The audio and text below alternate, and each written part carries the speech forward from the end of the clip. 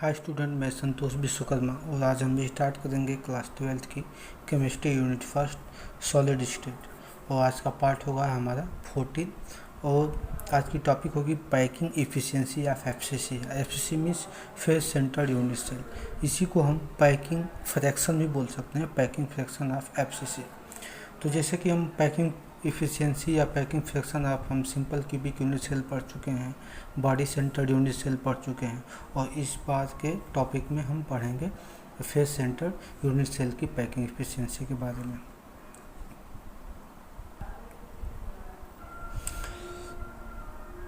जैसा कि आप जानते हैं कि फेस सेंटर्ड यूनिट सेल में जो एटम्स होते हैं कार्नर पे भी होते हैं और फेस पे होते हैं। टोटल कार्नर 8 होते हैं और फेस कितने होते हैं, 6 होते हैं। तो इसमें हम नंबर ऑफ इफेक्टिव एटम निकाल सकते हैं। इसको हम जैसे कैसे लिखते हैं इसको देख सकते हैं।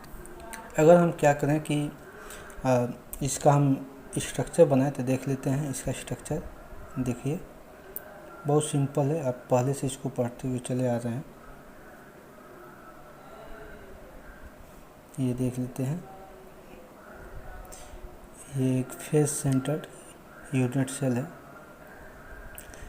इसमें कार्नर कितने होंगे, टोटल कार्नर 8 होंगे। देखते हैं कौन कौन सा कार्नर है। एक कार्नर यहाँ पे है, एक यहाँ पे है, एक यहाँ पे है, एक यहाँ पे। 4 यहाँ पे हो गए और 4 ऐसे ही नीचे हो जाएंगे, यानी कि टोटल हो जाएंगे 8 कार्नर।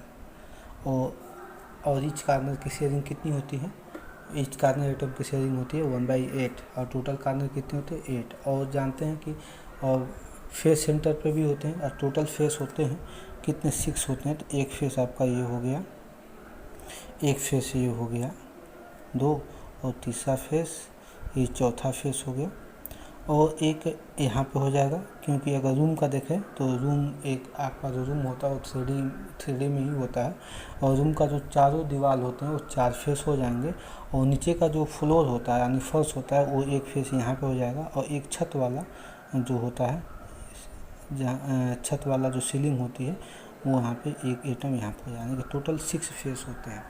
तो 6 फेस में हम क्या लिख सकते हैं, नंबर ऑफ इफेक्टिव एटम हम निकाल सकते हैं, नंबर ऑफ इफेक्टिव एटम। तो नंबर ऑफ इफेक्टिव एटम को हम Z से रिप्रेजेंट करते हैं, यानी कि Z से। तो Z इक्वल टू क्या हो जाएगा, 8 एटम के यहाँ पे है, कार्नर पे है और उनका शेयरिंग कितना है 1/8 है। अब जानते प्लस करेंगे और फेस पे भी तो एटम है, तो टोटल फेस कितने होते हैं 6 होते हैं। और फेस सेंटर का फेस का एक फेस पे अगर एटम रख दिया जाए तो उसकी शेयरिंग कितनी होती है 1/2 होती है। इस तरह से अगर देखा जाए तो जेड की वैल्यू हो जाएगा 8 1 जा 8 और 2 3 जा 6, यानी कि 1 + 3 हो जाएगा, यानी इक्वल टू 4, यानी कि जेड की वैल्यू क्या आ गई 4 आ गया। तो यानी कि टोटल नंबर ऑफ एटम या इफेक्टिव एटम कितने होंगे एफसीसी में 4 होते हैं। अब हम जानते हैं कि जैसे हम सिंपल क्यूबिक यूनिट सेल में और बॉडी सेंटर्ड यूनिट सेल में हमने एज लेंथ और रेडियस में रिलेशन देखा था, तो वैसे ही हम यहाँ पर भी एक सब हेडिंग दे सकते हैं, relation between A and R. A क्या है, एज लेंथ है और आर क्या है, रेडियस है। तो अगर यहाँ पे हम एक फेस वाला एरिया एक हम बाहर कर लें, जैसे हम यहाँ पे देख लेते हैं एक फेस का एरिया हम यहाँ पे बाहर कर रहे हैं, आपको दिखाई दे रहा होगा। यहाँ पे हम फेस का एक एरिया है, ऐसे मान लेते हैं, ऐसे ही है, कोई भी निकाल लीजिए। तो मान लेते हैं कि आपके रूम का एक फेस है, एक दीवार है ये। तो यहाँ पे देखते हैं कि यहाँ पे इस पे 4 कोने होंगे, कार्नर होंगे, तो यहाँ पर भी एटम होगा। तो देखिए एक एटम यहाँ पे आ जाएगा, सारे एटम एक दूसरे को टच करेंगे, एक एटम यहाँ पे आ जाएगा, एक एटम आपका आ जाएगा यहाँ पे। आपको ऐसे बनाना है कि सारे एटम एक दूसरे को टच करें। एक एटम आ जाएगा यहाँ पे और जो एक एटम होगा ये आ जाएगा यहाँ पे, यानी कि ये कौन सा एटम है, ये आपका फेस का है। यानी कि ये जो फेस पे रखा हुआ है, देखिए ये कोना, देखिए एक यहाँ पे कार्नर, एक यहाँ पे, तो यहाँ का हम यहाँ पे एटम बना लिए, यहाँ पे एटम बना लिए, एक इसका एटम बन गया यहाँ पे देखिए। और मान लेते हैं एक ये जो फेस का यहाँ पे हम एक बना लिए। तो ये अगर इसका हम एज लेंथ देखें, यानी कि इसका हम इस वाले का हम एज लेंथ मान लेते हैं ए है और इस वाले का एज लेंथ मान लेते हैं बी है। और इसका भी एक डायगोनल हम एक ड्रा कर लें, इसके सेंटर से, फेस के सेंटर से, तो यहाँ पे इसका सेंटर यहाँ पे होगा। अब मान लेते हैं कि इसका ये मान लेते हैं सी है, यानी कि टोटल यहाँ से लेके यहाँ तक का डिस्टेंस, यानी कि इसका अगर नेमिंग करें तो ये मान लेते हैं ए है, ये बी है, ये सी है और ये डी है। तो यहाँ पे अगर ए डी बार हम ए डी देखिएगा, ए डी को हमने क्या माना है, ए माना है ए डी को, और इसको भी सारी ये एज लेंथ है तो इसको भी एज ही मानेंगे। ए डी और क्या लिख इक्वल टू आप डी सी कर सकते हैं, डी सी। तो डी सी और ए डी दोनों क्या है, ए है, यानी कि ए डी इक्वल टू ए लिख सकते हैं या डी सी इक्वल टू ए लिख सकते हैं या ऐसे लिख सकते हैं। और जो डी बी है, D B, and D B क्या है, ये डायगोनल है, इसको हमने सी माना है, यहाँ पे सी माना है। इसको लिखने की ज़रूरत नहीं थी, आप ऐसे ही निकाल सकते थे। तो अगर आप चाहें ये ए हो गया, या आप जब ये ए है तो ए बी क्या हो जाएगा, ए हो जाएगा, और ए बी क्या हो जाएगा, ए हो जाएगा। ये पूरा ए सब एज लेंथ है। तो आप कहीं पे हमारे ये डायगोनल है तो एक ट्रायंगल बनाएंगे, तो या तो ऊपर वाला ट्रायंगल ले लीजिए या तो या नीचे वाला है, यानी कि हम इन ट्रायंगल हम ले सकते हैं। देखिएगा हम ले रहे हैं डी सी बी, हम डी सी बी का ट्रायंगल ले रहे हैं। तो इसमें देखिए पाइथागोरस थ्योरम के अकॉर्डिंग क्या होगा कि पाइथागोरस थ्योरम के अकॉर्डिंग होगा सी का स्क्वायर इक्वल टू ए का स्क्वायर प्लस ए का स्क्वायर, तो सी स्क्वायर इक्वल टू हो जाएगा 2a², यानी कि सी निकालेंगे तो ये हो जाएगा, देखिएगा सी निकालेंगे तो √2, और यहाँ पे ए आपका ए बाहर आ जाएगा। इसको हम ऐसे कर सकते। अगर उसके बाद हम अगर रेडियस निकालें तो रेडियस निकालते हैं फॉर रेडियस के लिए हम क्या कर सकते हैं, देख सकते हैं यहाँ पे रेडियस देखा जाए तो, और जानते हैं फेस सेंटर है, तो फेस सेंटर यहाँ पे इस फेस सेंटर के एटम पे आपका बी वाला एटम भी अटैच है और डी वाला एटम भी अटैच है, यानी कि एक आर आपका यहाँ पे हो जाएगा, एक आर यहाँ पे हो जाएगा। देखिए यहाँ से लेके यहाँ तक, यहाँ से लेके यहाँ तक, और ये देखिए पूरा एक डायमीटर है ये, यानी कि यहाँ पे 2 आर होगा, यानी कि आधार एक आर यहाँ पे, एक आर यहाँ पे, यानी 2 आर हो जाएगा। यानी कि अगर सी, अगर ये टोटल डी ओ बी, देखिए डी ओ बी सी माने हैं, तो अगर सी इक्वल टू हम लिख लें आर प्लस 2 आर और प्लस आर इक्वल टू क्या आ जाएगा, ये सी इक्वल टू हो जाएगा 4 आर। तो सी इक्वल टू 4 आर हो गया। तो आप जानते हैं कि यहाँ पर भी सी इक्वल टू 2 है, यहाँ पर सी इक्वल टू 4 आर है, तो मैं यहाँ पर लिख सकता हूँ now √2a equal to 4r, यहाँ पे मैं ये लिख सकते हैं। अब यहाँ पे अगर a निकालें हम, अगर a निकाल लेते हैं तो a इक्वल टू हो जाएगा 4r अपान √2, ये हो जाएगा 4r अपान √2। देखिएगा हम इसके आगे का हम यहीं पे देख लेते हैं, क्योंकि यहाँ पे हमारे पास जगह है और यहीं पे हम इसके आगे का हम लगा सकते हैं। अब वी नो डेट आप जानते हैं कि पैकिंग इफिशियंसी जो होती है, यानी कि PE इक्वल टू होता है Z इंटू 4 अपान 3, तो अपान 3 हम नीचे लगा लेते हैं 3 पाई r³ इंटू AQ, यही होता है। तो आप जानते हैं सारी वैल्यू आपको मिल गई है। Z की वैल्यू क्या है, 4 है, तो आप यहाँ पे 4 रखेंगे, और यहाँ पे क्या फिर 4 है, फिर पाई है, और फिर r³ है, ये अपान 3 रहने दीजिए ऐसे ही।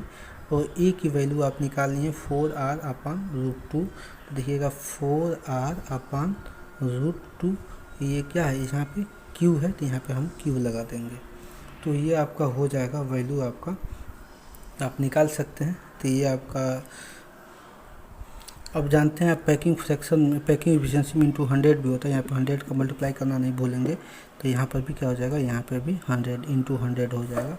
तो यहाँ पे देख लेते हैं, तो ये हो जाएगा आपका, अगर यहाँ पे हम कैलकुलेट करें तो PE इक्वल टू हो जाएगा ये 4 16, और ये पाई r³ अपान ये 3 हो जाएगा, और 4 का क्यूब करेंगे तो ये हो जाएगा 64 r³ ये, और अगर हम क्या करेंगे √2 का क्यूब करेंगे तो ये हो जाएगा 2√2, ये हो जाएगा 2√2, यानी कि यहाँ पर अगर इसको हम आगे करें तो ये 16 पाई r³ इंटू ये 2√2 ऊपर चला जाएगा, 2√2 ऊपर चला गया, अपान देखिएगा 3 इंटू 64 ये r³ ये हुआ। तो r³ से r³ कैंसिल आउट हो गया, और 64 जा 64 होता है, ये हो गया।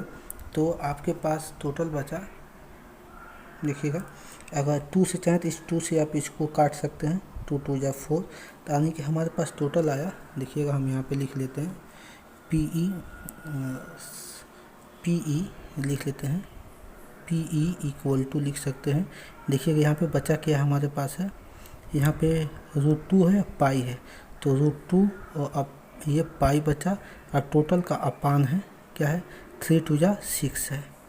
अब ये जानते हैं √2 और पाई की वैल्यू क्या होती है, 3.14, ये होती है पाई की वैल्यू 3.14, और क्या है टोटल अपान 6 है।